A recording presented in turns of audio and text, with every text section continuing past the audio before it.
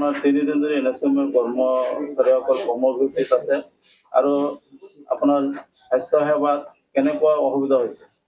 নাই, আমাৰতো আমি দেখা পালো 3 দিন ধৰি যেনেকুৱা অসুবিধা হৈ আছে আমাৰ ৰাইজৰ বহুতেই অসুবিধা হৈ আছে আৰু চৰকাৰ হিমন্ত ছাৰ মহোদয়ে যদি ইহঁতৰ দাবীটো মানি লয় তেতিয়াহ'লে ভাল হয়, আমাৰ ৰাইজৰ কাৰণে বহুত সুবিধা হয়। গতিকে হিমন্ত ছাৰে ইহঁতৰ দাবীটো মানি ল'ব লাগে। ইহঁতে প্ৰায় 3 দিন ধৰি কৰ্মবিৰতি আছে। কৰ্মবিৰতি থকাৰ ফলতে যিবিলাক মানে বেমাৰী হস্পিটেললৈ আহি আছে সেইবিলাকৰ সেৱা শুশ্ৰূষাত বিশেষ ধৰণৰ অসুবিধা হৈ আছে নেকি? মানে অসুবিধা হৈ আছে, বহুত অসুবিধা হৈ আছে ইহঁতৰ কাৰণে। আৰু হস্পিটেলত আহিছিল? হস্পিটেলতে আহিছিলোঁ। আপোনালোকৰ মানে বেমাৰ আছে না? বেমাৰৰ পেচেণ্ট লৈ আহিছোঁ। তেনেকুৱা মানে ষ্টাফৰ মানুহ নাই? ষ্টাফৰ মানুহ তেনেকুৱা নাই। আৰু কৰ্মবিৰতি আছে না?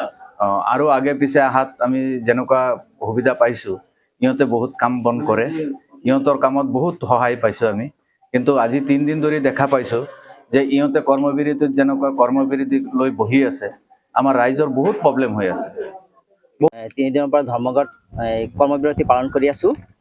আমাৰ ইয়াত 3টা মুখ্য আমাৰ দাবী, তাৰ ভিতৰত আমাৰ হ'ল বিহে নিযুক্তি প্ৰক্ৰিয়াৰে আমাৰ NHM কৰ্মচাৰীসকলক স্থায়ী নিযুক্তিকৰণ কৰিব লাগে আৰু যেতিয়ালৈকে আমাৰ স্থায়ী নিযুক্তিকৰণ নহয় তেতিয়ালৈকে আমাক 7ম দৰমহা আয়োগৰ নীতিমতে আমাক দৰমহা প্ৰদান কৰিব লাগে আৰু লগতে সম কামৰ সম দৰমহা আমাক প্ৰদান কৰিব লাগে।